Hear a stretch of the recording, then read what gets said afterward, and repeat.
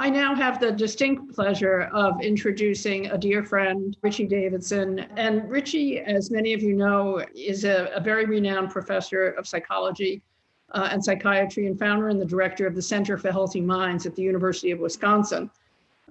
We won't get into Wisconsin right now, but I hope things are better there, Richie, than what I've been reading. I'm not going to read all of Richie's bio, since all of you know how extensive it is and that he's published so many books and over 400 articles, because I know that you want to hear from him. And after his presentation, instead of directly into Q&A, Dr. Lisa Mosconi will offer her presentation, and then Meryl will host a dialogue between Richie and Lisa. We set it up this way, for several reasons. We really wanted Richie and Lisa to meet. Richie's been very seminal in terms of studying the brains of monks very early while they were meditating. Lisa is very focused on estrogen in women's brains. We think there might, not that there's a connection between the monks and estrogen, but that there might be something for us to be talking about in terms of, we know how different our brains are, and we thought each of you would bring a very unique perspective. So Richie, with that, I again, thank you for sharing all of the incredible ways that we can change our minds and habits to improve our well-being, because I know that you're able to do that. Thank you for coming. Thank you so much, Carolee. It really is a delight and honor to be here. And I really am inspired by all that you are doing and the amazing people you're bringing to the attention of so many others. So it's great. And I'm really happy to share a little bit this morning with all of you about some of our work. We think of well-being as a skill. That really is the punchline, and everything else that I'm will describe is a footnote to that. Seeing well-being as a skill is a simple but very radical idea, which we think has extremely important implications. We also see well-being as an urgent public health need. This world today, even pre-pandemic, but now it has been significantly exacerbated by the pandemic, is a world in which there is a fundamental crisis of well-being. In a recent study with a very large sample here in the United States, this is pre-pandemic, 76% of Americans reported themselves to be moderately or significantly lonely. We also know that loneliness is a risk factor that actually trumps obesity in its impact on mortality. And so this is something real that gets under our skin and impacts not just our mental health, but our physical health as well.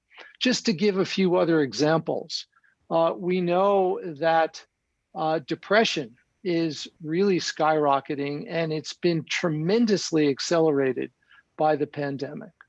Over the last 5 years, according to the CDC, the rates of depression have increased by about 33% among females, particularly, more so than males. And if you look at teenagers, those rates are higher in teenage girls, and they are an important risk factor for suicide.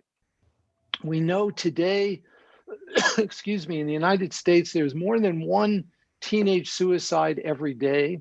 We also know that there's more than one physician suicide every day in the United States. And according to the World Health Organization, depression is now the leading cause of morbidity worldwide. So these are serious problems that require that we address them upstream and that we build into our lives in a meaningful way strategies to cultivate well-being. One of the things that I frequently remind people is that when human beings first evolved on this planet, none of us or brushing our teeth. And I'm sure that every person who is joining us today brushes their teeth, probably a few times a day. And we do this because it's important for our personal physical hygiene. And pardon me if there are any dentists who are listening today, but I think most of us would agree that our minds are even more important than our teeth. And yet we often don't cultivate our minds, don't treat our minds with the same respect and the same care that we allocate to our teeth or other parts of our physical health. And one of the things that scientists have learned particularly over the last 20 or 30 years, is how intimately connected our minds and brains and bodies are. And there's bidirectional communication that is occurring. This is really the set of mechanisms that are responsible for why it is that well-being or that challenges to well-being actually get under the skin and impact our physical health in addition to our mental health. So one of the ideas which is central to all of this, which probably most of you have heard of, is neuroplasticity, the notion that the brain is constantly being shaped by experience and by training. Our brains are being shaped wittingly or unwittingly. Most of the time, our brains are being shaped unwittingly by forces around us, of which we're only dimly aware and over which we have very little control. And that's just happening all the time. And the invitation in this work is that the very same mechanisms that are responsible for a lot of human suffering can be harnessed for the good. And the amazing fact is that we scientists have discovered that when we nurture positive qualities in our mind, it actually affects our brain. It changes our brain, and it can even change our brain structurally, not just functionally, in ways that we think underlie the enduring transformation in well-being that can occur. So I want to mention something that actually pertains to, I caught the last part of David's discussion, and we just recently published a paper that actually bears on this. One of the other foundational disciplines that underlies this work is the science of epigenetics, the science of how our genes are regulated. So we're all born with a sequence of base pairs that constitute our DNA. And for the most part, that won't change over the course of a person's life. But what will change is the extent to which any gene is turned on or turned off.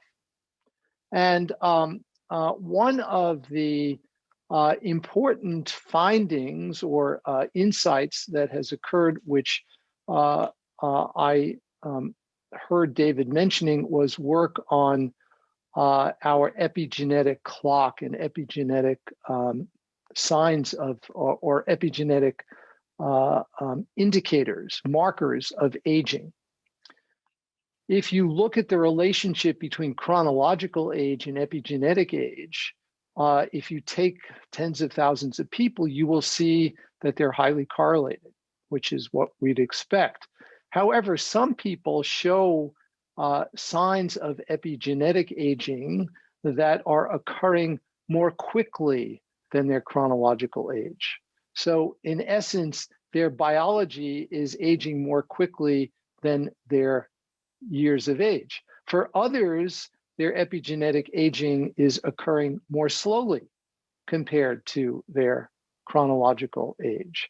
And we ask the simple question as to whether meditation practice can actually influence this process, and whether long-term meditators in particular are younger epigenetically than would be indicated by their chronological age. And this is a paper that just came out last year. And we indeed found among a group of long-term meditators that they showed signs of epigenetic aging that were occurring more slowly compared to age and gender match controls.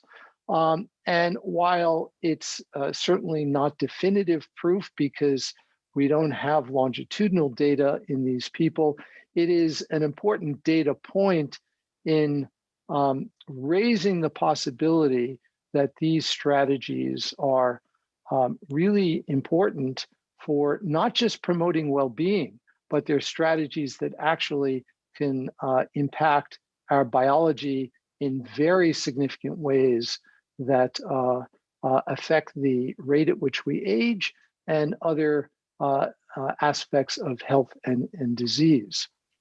So I want to now turn my attention to a framework for understanding well-being that has been central to the work we do in our center and also central to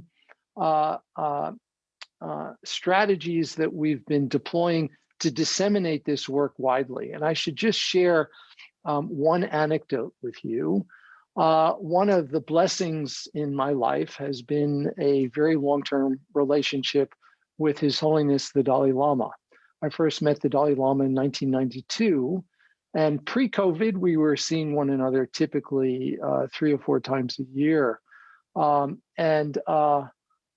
He has had a profound influence on my life. And in the late 1990s, during one encounter when I was with him at his residence in Dharamsala, India, he gave me what I consider to be the assignment for the remainder of my time on this planet. And what he said to me is this. He said, I want you to take the practices from my tradition, turn them into a form that anyone would feel comfortable doing, so that they would be more secular, if you will, more universal, so that people from any faith tradition or agnostics or atheists, anyone would feel comfortable engaging in these practices. Test them with the tools of rigorous science, and if you find them to be valuable, disseminate them widely.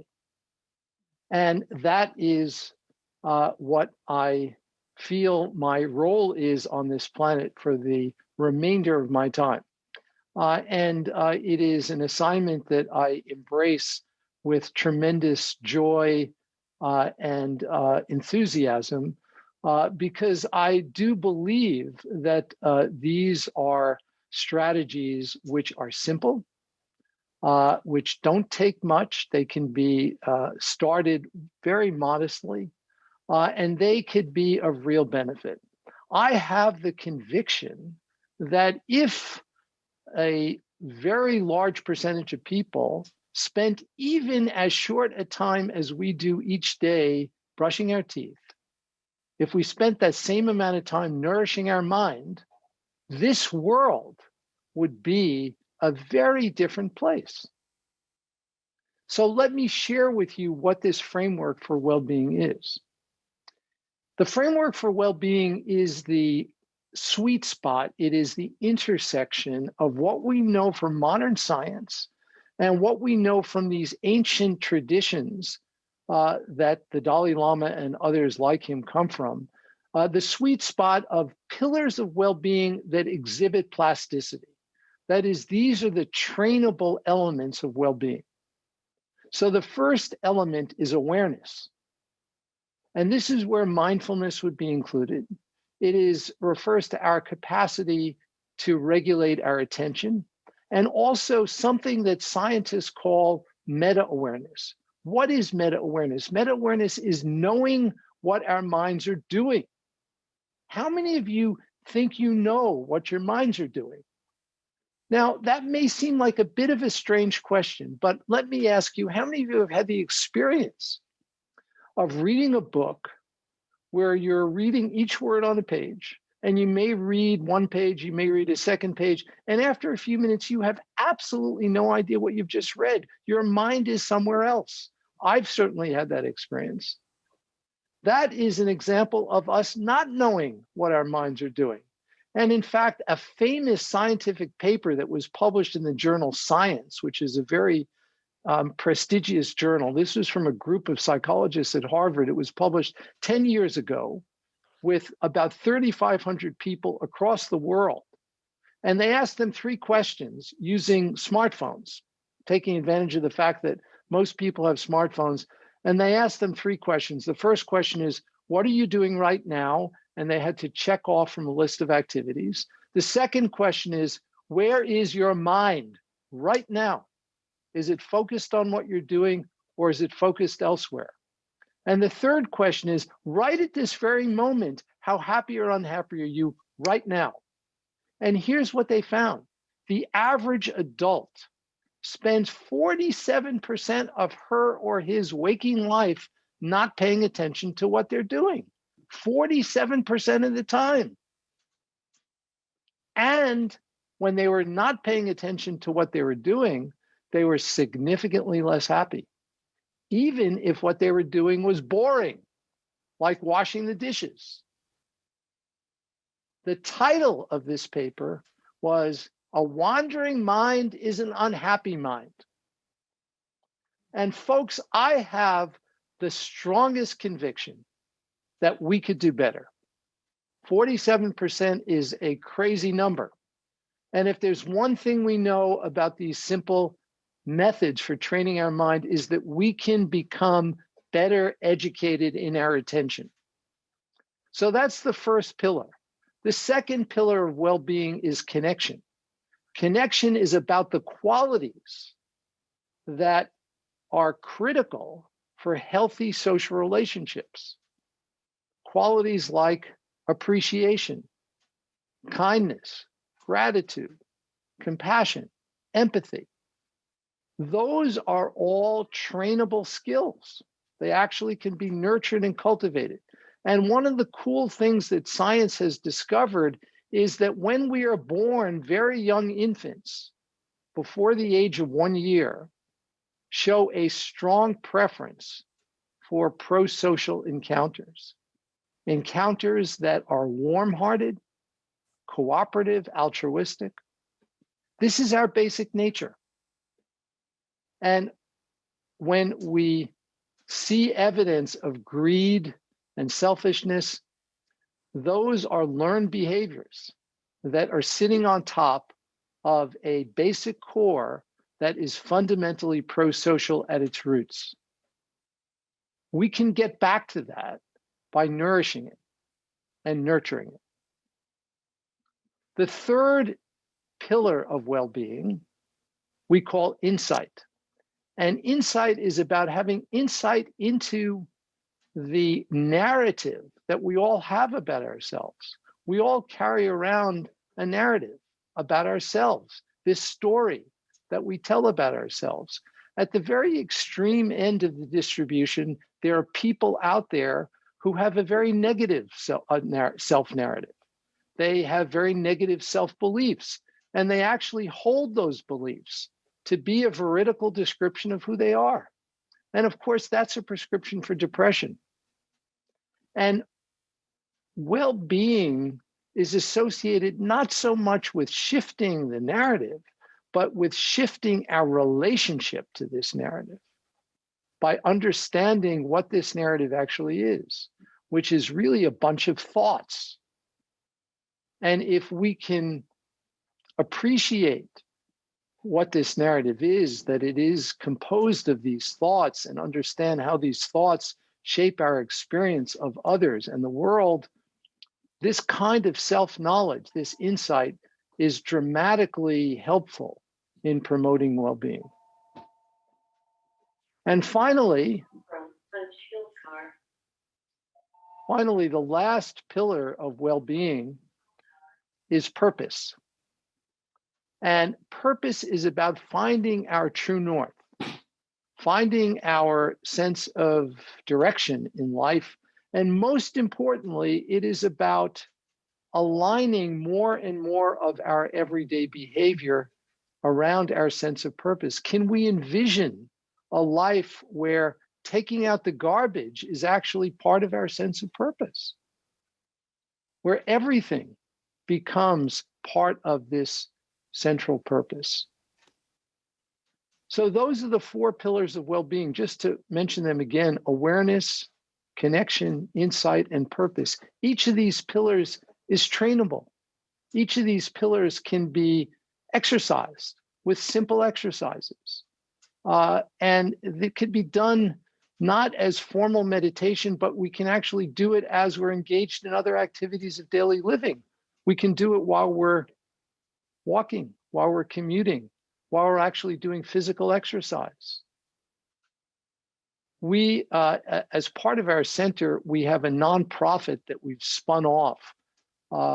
And through our nonprofit, we have released an app that is freely available to the world. It's called the Healthy Minds Program, and it contains practices and didactic content on all of these 4 pillars of well-being, and actually allows people to measure where they are and see how they change over time. And for those who might be interested, I would encourage you to explore. You can go to the website tryhealthyminds.org, all one word, tryhealthyminds.org, or you can just download the Healthy Minds program wherever you download apps, and it's totally free. So I want to end by just sharing a little bit about some of the other implications of this view, which I am presenting. One of the implications of this work, and one of the things that I've been implying, is that we can train well-being. We can see a measurable impact on direct measures of well-being, but there are distal consequences of the cultivation of well-being. One of them is for physical health. There is more and more epidemiological research that indicates that people who report higher levels of well-being are indeed physically healthier. And there is a little bit of evidence to suggest that in workplace settings, in corporate settings, programs to cultivate well-being can actually reduce healthcare costs. There's not a lot of evidence for this, but there's a little bit, and I don't want to oversell this evidence, but there is a little bit.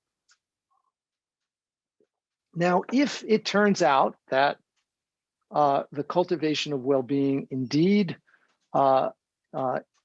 results in improvements in physical health and decreases in healthcare costs, this has obvious, profound implications, and every workplace setting on the planet is going to want to incorporate these strategies into its workforce. The second, which is so importantly relevant to issues in our society in the US today, concerns implicit bias and the tendency among many of us to have in-groups and out-groups, and to differentially relate to people in our in-group versus our out-group.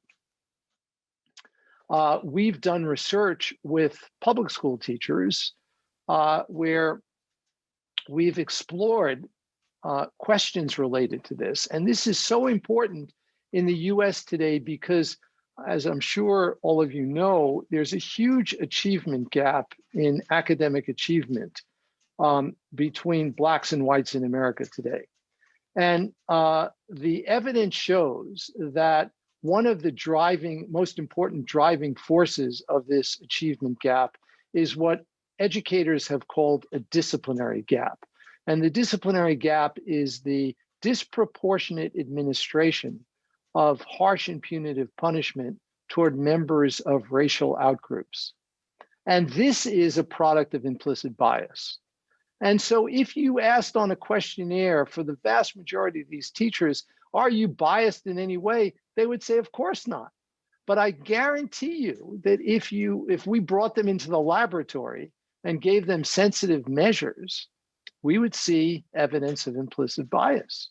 And so the question is, does the cultivation of some of these pillars of well-being result in reductions in implicit bias? And these are behavioral and biological measures. They're not self-report measures. And the evidence shows that we indeed can reduce implicit bias, and these reductions can stick. They can persist over time. And we've shown this in public school teachers. And this, we think, is really important. We are also working with police, where we're engaged in similar kinds of programs.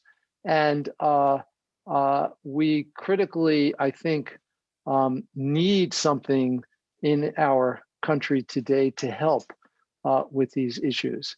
So again, this is still at the very earliest stages, but there are many sectors of our society where these practices, I think, can be transformative. And I would encourage you all to please be part of the solution. The very future of humanity depends on it. And every person, I think, can play a really important part. And it begins with your own cultivation of well-being and taking your mind as seriously as you take your teeth and your body and nourish it every day. Because if you do, the data clearly show that we can become happier and healthier. So thank you all so much. Well, Richie, thank you. It's always just so enlightening for me to hear, even though I've heard some of your messaging. I so appreciate hearing it again, because I think it reinforces for me the fact that, yes, we are in control of our own minds and our own destinies. And I love the idea of the narrative being here, and I don't have to, I'm not the narrative. I've created that narrative, or I can listen to that narrative, but I obviously can also step aside. I have a couple of questions. First of all, we're thrilled about the app. We will be sending out a link directly to the app to everyone who's on this call, so you don't have to go hunt for it.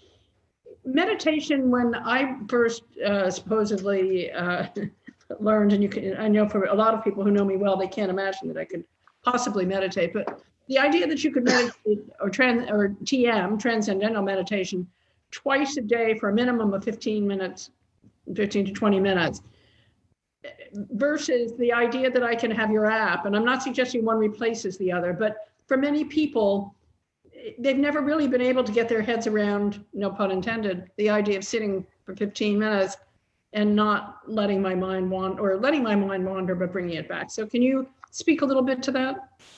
Yeah, absolutely. First, I often say that the very best form of meditation that you do, that you could do, is the form of meditation that you actually do. So whatever may be working for you, if that's what you're able to do that on a regular basis, that's great.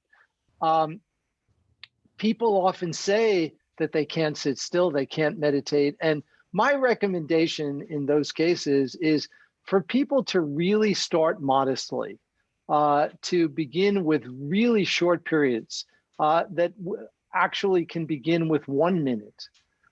Do 1 minute a few times a day.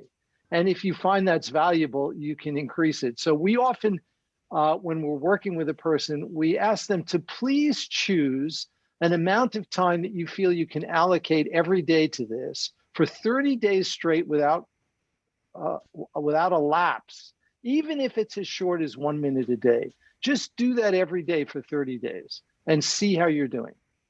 And everyone can do 1 minute a day. And you can, in our app, as you'll see for those who use it, you can actually do all these practices as active practices. So you actually don't ever have to sit still. You can do them while you're walking. You can do them while you're running. You can do them while you're cleaning your house. You can do them while you're cooking, whatever you might be doing. And just listen in the background and practice as you're engaged in whatever activity it is that you're engaged with. And so we've had people go through the entire program without ever sitting for 1 minute still. Richie, thank you for that. I'm so looking forward to using the app. We have a question from one of our members who asks, I find myself increasingly aware of my wandering mind. I'm wondering if I should be worried about aging and its impact on my mental clarity, or if my meditation and mindfulness practice is making me more aware of what has always been happening. Any insight or suggestions? Yeah, thank you, Lynn, for that question. That means you're doing great. You know, when you do this kind of practice, you do become more aware of your wandering mind. The fact is, our minds are just crazy wandering all the time. And most of the time, we're so lost that we're not even aware of how much our minds are wandering. And when we begin to practice, we start to notice, and it actually sometimes can be a little bit anxiety provoking. And we've actually seen anxiety increasing some during the early stages of practice, not decreasing. And that's okay as long as it's not getting too extreme. And so my recommendation is simply, to the extent that you can, just acknowledge your wandering mind. Say, oh, make friends with your wandering mind. Oh, there is my monkey mind again. How nice. And you can give your wandering mind a little job to do, like pay attention to the breathing, or notice sensations in the body, whatever might be the sort of dominant object of experience. Richie, can you talk a little bit about dreams as they relate to the wandering mind? Yeah, I'd be happy to talk about dreams. There's so much to say there. One of the really interesting things is that, you know, if you put a person in a sleep lab and measure their brain activity and their eye movements, we know that unless there's a very unusual neurological disorder, everybody dreams several times every night. And most people don't remember their dreams. And yet, this is a very rich source of mental activity. And all of us can actually remember our dreams. Just like there's a lot of creative associations going on in our mind. And, you know, people sometimes say, well, I got this great insight when I was in the shower. And, you know, the fact is that that's probably the only time we give ourselves when we're alone and we're actually maybe paying a little bit of attention to what's going on in our mind. But if we became more familiar and cultivated our awareness, our first pillar of well-being, you would actually remember your dreams more frequently and potentially benefit from the insights that might be occurring. And you also could be more aware of the intrinsic creative associations that we all have, but we are so unaware of most of the time. One of the things I tell the graduate students and postdocs in my lab is to please spend at least an hour a week just paying attention to your own mind. Don't read, just sit there and notice what's going on. And you can have a little pad there and jot down, you know, ideas, but just notice what's going on. We don't do that enough. And our minds are such an extraordinarily precious resource. And yet we're so drawn to the external world, in part because there are masters of commandeering our attention that are in our culture, and it makes it more difficult. The bright, shiny object. Exactly. You know, Richie, I could sit and listen to you, you know this, for the rest of the day, and I hope someday I have the ability to do that. I'm so grateful to you to sharing your time.